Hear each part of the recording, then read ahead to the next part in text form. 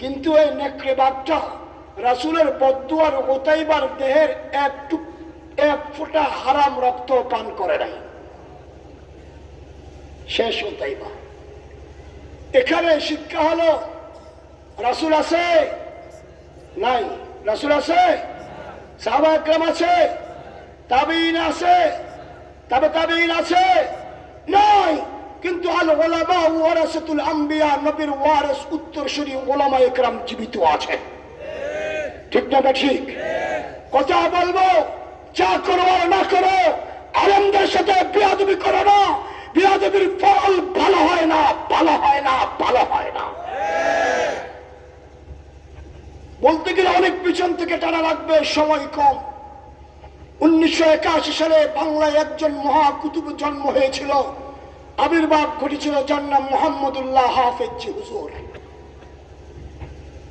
বটগাছ প্রতিজ্ঞা নির্বাচন করেছিলেন, সাতক্ষীরায় গিয়েছেন নির্বাচনী কাজে, সাথে শাইখুল হাদিস আল্লামা আজিজুল হক, সাথে আল্লামা মুফতি ফজলুল হক আমিনী সাহেব সহ বড় ওলামায়ে কেরাম বয়ান করছেন। হঠাৎ করে কোন এক সংগঠনের কিছু যুবক হাফিজজির উপর পাথর নিক্ষেপ করা শুরু করেছে। হাফিজজি হুজুর মাইক ছেড়ে দাঁড়িয়ে নামাজে দাঁড়িয়ে গেলেন। ওদের পাথর মারা শেষ, পাথর নাই, চলে গেছে, মাহফিল শেষ। রাত্রে হাফিজজি হুজুর সাতক্ষীরায় ছিলেন। সকালবেলা ঢাকার দিকে রওনা হবেন, বাস স্ট্যান্ড মসজিদে বসে আছেন গাড়ির অপেক্ষায়। কিছু যুবককে তাদের বাবারা নিয়ে এসছে হাফিজজি হুজুরের কাছে। হুজুর, এগুলো আমাদের ওই সমস্ত ছেলে যারা আপনার সাথে বেয়াদবি করেছিল, ওদের জবান বন্ধ হয়ে গেছে হুজুর, পুরো দেহ প্যারালাইসিস আক্রান্ত, হুজুর মাফ করে দেন। হাফিজজি হুজুর রহমতুল্লাহ আলাইহি আসমানের দিকে তাকায় বলেন, আল্লাহ, ওরা অবুঝ না বুঝে আমার উপর পাথর মেরেছে, আল্লাহ আমি মাফ করে দিয়েছি, তুমিও মাফ করে দাও। আল্লাহর কুতুব ফু দিয়ে হাত বুলিয়ে দিয়েছেন, আল্লাহ তাআলা কারেন্টের মতো সবগুলোকে সুস্থ করে দিয়েছেন। গণনা বলল অনেক বলা যাবে। আস্তে আস্তে 2010-11 সালের দিকে আরেক মহামানব, লৌহ মানব, বাংলার কিংবদন্তি, আমাদের আইডল সিপাহ সালার ছিলেন আল্লামা মুফতি ফজলুল হক আমিনী রহমতুল্লাহ আলাইহি। এই আল্লাহর বান্দাকে নিয়ে আরেকটা মেয়েকে দিয়ে ছবি ছাপিয়ে মুফতি আমিনী 2009 সালে না 10 সালে একটা হরতাল করেছিলেন। এমন হরতাল বাংলার ইতিহাসে আরেকটা হয় নাই। 10 সালে ওই হরতালকে উপেক্ষা করতে না পেরে তৎকালীন এই জালেম স্বৈর ফ্যাসিস্ট শাসকের একজন এমপি ছিল নানক, জাহাঙ্গীর কবির নানক, মোহাম্মদপুরের এমপি। এই বেচারা মুফতি আমিনীর নামে পোস্টার ছেপেছে আরেকটা মেয়েকে দিয়ে, পুরো রাজধানী ঢাকা বাংলাদেশে প্রচার করেছে। আল্লাহর কুতুব মুহাম্মদুল্লাহ হাফিজ হুজুর রহমতুল্লাহ আলাইহির জামাতা মুফতি আমিনী রহমতুল্লাহ আলাইহি। এই লোকটা দিনে 2 থেকে 2.5 ঘন্টা ঘুমাইতেন, 2 থেকে সারা রাত ইবাদত করতেন, তাহাজ্জুদ পড়তেন, তেলাওয়াত করতেন, সবক পড়াইতেন। সকাল 9টা থেকে আপনার 10টা, 10:30 পর 11টা পর্যন্ত ঘুমাইতেন। এরপরে আল্লাহর বান্দা অন্যান্য কাজ করতেন। এই কুতুবের সাথে বেয়াদবি করছে। আল্লাহ তাআলা নানকের ছেলেটাকে সিঙ্গাপুর ফিল্ডিং মারতে গেছে, শেষ করে দিছে। কিসের? রোড অ্যাক্সিডেন্টে শেষ। আস্তে আস্তে 2013 সাল শাহবাগ চত্বরে বসে আল্লাহর সাথে গুস্তাখি, আলেমদের সাথে গুস্তাখি করেছে। ওরা ব্যানার জানিয়েছে, তোকেও ফাঁসি দেব, তোর আল্লাহকেও ফাঁসি দেব। ওরা কুকুরের মাথায় টুপি পরিয়ে মিছিল করেছে। ওরা আলেমদেরকে রাস্তায় অপমান করেছে। আমরা পাগড়ি পরে রাস্তায় চলা কষ্ট হয়ে গিয়েছিল। আল্লাহর কুতুব এই চট্টগ্রামের মহামানব, আমাদের সারা বাংলা সহ পৃথিবীর বড় বড় আলেমদের উস্তাদুল আসাতেজা, আল্লাহর কুতুব 100 বছরের মহামানব বয়োবৃদ্ধ আল্লামা শাহ আহমদ শফীকে আমাদের নেতা বানিয়ে আল্লাহ তাআলা হাটহাজারী থেকে রাজধানীতে পাঠায়া দিয়েছেন। নারায়ে তাকবীর, নারায়ে তাকবীর। ইসলামের দুশমনেরা হুঁশিয়ার সাবধান। ইসলাম ইসলাম জিন্দাবাদ জিন্দাবাদ।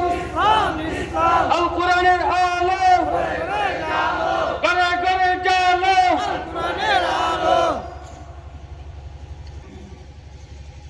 আমাদেরকে ডেকেছেন হাটহাজারী মাদ্রাসায়, আমাদেরকে ডেকে একত্রিত করে উনি লং মার্চের আহ্বান করলেন।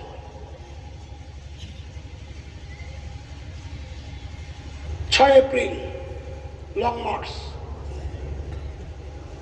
আমরা সবাই লং মার্চে একত্রিত হয়েছি।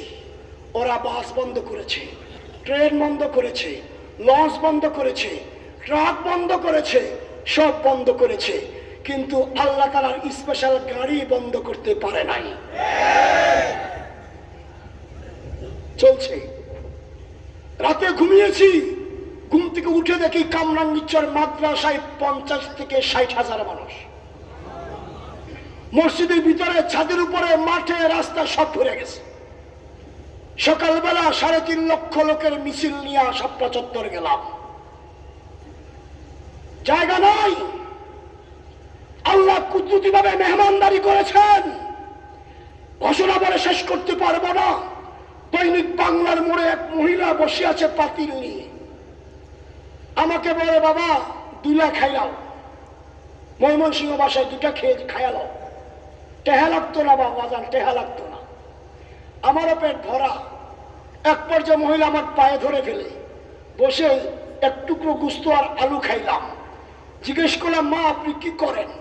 বলে আমি মগবাজারে ঝিয়ের কাজ করি, বেতন আগে নিয়ে ফেলেছিলাম। যখন দেখলাম সব জায়গা থেকে হুজুররা পায়ে হাইটা ঢাকার দিকে রওনা হওয়া শুরু করেছে, বাড়িওয়ালা আম্মাকে বললাম আমাকে করে টাকা দেন, আমি হুজুর করে 2 লাখ খাওয়াবো। 3,000 টাকা দিছে আমার বেতন, আর বাড়িওয়ালি দিছে আরো 2,000। এই টাকা দিয়া গুস্ত ডাইল ভাত পাকায় নিয়ে এসি, বাজান 2টা খাও, যারে কই হের পেট ভরা। মেহমানদারি কার? বাংলাদেশ ব্যাংকের সামনে বটগাছতলায় বসে রয়েছি, স্টেজে জায়গা নাই, উঠতেও পারি না। এক লোক মাথার মধ্যে বড় একটা বলা, উপরে একটা পাতিল, খালি চকর বকর করে। জিজ্ঞেস করলাম কিরে ভাই এমন করেন কে? হুজুর কয়টা গুস্ত আর রুটি আনছিলাম, কেউ খায় না, আমি তো বিপদে আছি। একজনকে ডাক দিয়ে বললাম আপনারা কয়জন? বললাম আমরা 105 জন। বললাম এই বাসায় করে রুটি আর গুস্ত আনছে, একটু খান। হুজুর পেটে তো জায়গা নাই। আমি বললাম আমিও একটা করে খাই, আপনারাও খান, নামান। নামাইলো, সবাই হাতে হাতে গুস্ত আর রুটির উপরে দিয়ে দিলাম, আমিও খাইলাম। লোকটা দাঁড়িয়ে দাঁড়িয়ে কাঁদতেছে। কেন? বলে খুশিতে। বাড়ি কয়? ভৈরব, কিশোরগঞ্জের। কি করেন? রিক্সা চালাই। হুজুর কিছু টাকা জমিয়েছিলাম বাড়িতে জমির সমস্যার সমাধানের জন্য। যখন টিভিতে বিবি দেখলো সারা দেশ থেকে হুজুররা হাঁটা শুরু করছে, গাড়ি বন্ধ, লঞ্চ বন্ধ, ট্রাক বন্ধ, পিকআপ বন্ধ, জাহাজ বন্ধ, ট্রেন বন্ধ, সব বন্ধ, আল্লাহর গাড়িতে হুজুররা ঢাকার দিকে। বিবি বললো মিয়া বেঁচে থাকলে এই টাকা দিয়ে জমির কাজ করতে পারবা, হুজুর করে খাওয়াই সব কামাও। জামাই বউ মিল্লা সারা রাত রুটি বানাইছি আর রুটি পাকাইছি, গুস্ত পাকাইয়া আনতে আনতে বিকাল 3টা। এখন ওই বেচারাও কান্দে, কান্দন দেখে আবারও চোখের পানি চলে এসছে। মেহমানদারি কার? খাওয়ায় কে? তোমরা কত কিছু বন্ধ করবা, আল্লাহর নুসরত আসলে তোমরা কিছু করার ক্ষমতা থাকবে না, শাস্তি মাওলা কার? ঘোষণা হলো 5 মে শাপলা চত্বর। আল্লামা আহমদ শফী আমাদেরকে বললেন তোমরা জায়নামাজ আর তাসবিহ নিয়ে শাপলায় আসো। কি নিয়ে? জায়নামাজ আর তাসবিহ নিয়ে। আমরা আল্লামা আহমদ শফী আমাদের কমান্ডার সিপাহ সালারের নির্দেশে